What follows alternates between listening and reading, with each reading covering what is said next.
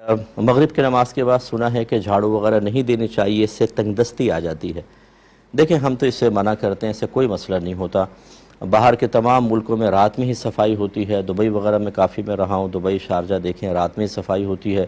اور بالکل شہر کلین ہوتا ہے، اور جو وہاں پر اللہ کی رحمت برکتیں ظاہری اعتبار سے جس کو آپ اللہ کی برکت اور رحمت سے تعبیر کرتے ہیں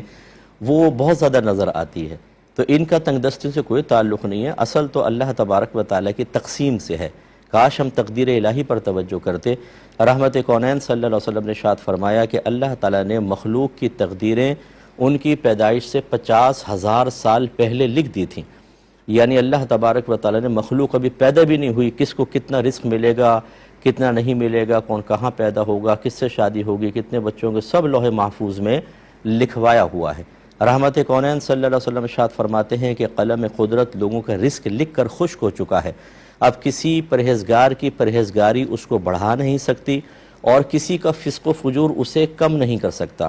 بخاری کی روایت ہے، نبی کریم نے فرمایا جب بچہ ماں کے پیٹ میں 4 ماہ کا ہو جاتا ہے تو ایک فرشتہ آتا ہے اور 4 باتیں اس کے بارے میں اللہ کے حکم سے لکھ دیتا ہے۔ ایک اس کا رزق لکھتا ہے، کتنا کھائے گا کتنا نہیں۔ تو اس کا مطلب یہ ہوا کہ آپ جھاڑو دیں نہ دیں، جو اللہ تبارک و تعالیٰ نے آپ کا رزق لکھا ہے وہ بالکل ختم نہیں ہو سکتا۔ تو پھر اس قسم کی چیزوں پر توجہ کر کے کہ جھاڑو ہی فائل حقیقی بن جائے، یہ مؤثر حقیقی بن جائے، اللہ کے لکھے ہوئے پہ توجہ نہ ہو، ہم کہیں جھاڑو نہ دو تنگ دستیاں آ جائیں گی، اس کا مطلب قرآن و حدیث میں شریعت اس کو لائک نہیں کرتی ہے۔ شریعت چاہتی ہے ہم قوی الاعتقاد بنیں، مضبوط اعتماد والے بنیں۔ اللہ تعالیٰ نبی کریم فرماتے ہیں اذا تطیرت فامضی، کہ اگر تجھے کوئی بدشگونی کسی چیز کے بارے میں پیدا ہو اس کام کو کر گزر،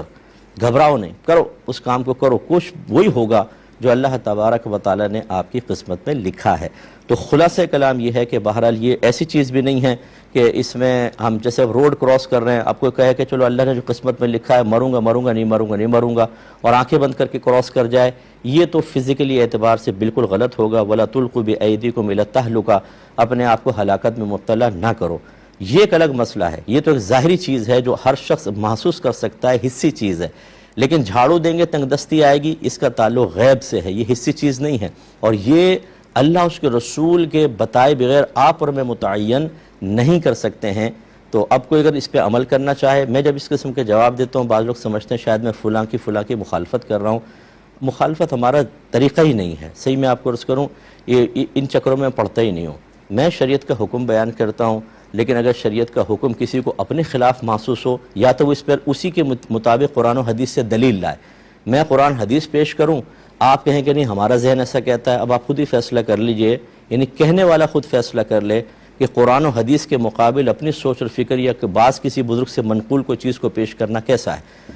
اور دوسری بات یہ ہے کہ ہماری بات جب آپ سنیں گے تو آپ قوی الاعتقاد بنیں گے، آپ کا اعتقاد مضبوط ہوگا اور توجہ اللہ کی طرف جائے گی۔ لیکن جب آپ یہ چیزیں کھڑو گے، یہ گلاس یوں گرا دو گے نحوست ہو جائے گی، پاؤں ہلاؤ گے نحوست ہو جائے گی، اگر مغرب کے بعد جھاڑو دو گے تنگ دستی آ جائے گی۔ ان چیزوں پہ جب آپ لگ جائیں گے پھر اللہ سے توجہ آپ کی ہٹ جائے گی، کمزور اعتقاد کی ہو جائیں گے، آپ ان چیزوں سے خوف محسوس کرنے لگ جائیں گے، اللہ کا حقیقی خوف آپ کے دل سے نکل جائے گا۔ تو میں کسی کی مخالفت میں بات نہیں کرتا ہوں، میں شریعت بیان کر رہا ہوں۔ اگر وہ کسی کو اپنے مخالف محسوس ہو رہی ہے تو وہ دلیل دے، اگر دلیل نہیں ہے تو قبول کرے، نہیں قبول کرنا چاہتا، ہمارا کسی سے جھگڑا نہیں ہے، ہم کوئی جھگڑا کرنے کے لیے کوئی یہاں بیٹھے ہیں، ہم تو دین سکھانے کے لیے بیٹھے، اور ماشاءاللہ 21واں سال ہے میں سکھا ہی رہا ہوں، تو ناراض مت ہوں، آپ اپنے اوپر عمل کریں، پھر ٹھیک ہے آپ میں ہم تمہاری بات نہیں مانتے، قرآن و حدیث کی بات ہمیں سمجھ میں نہیں آ رہی، ہمیں اپنی دلیل سمجھ میں آ رہی ہے تو پھر ہم زبردستی تو نہیں کر سکتے، وما علینا الا البلاغ،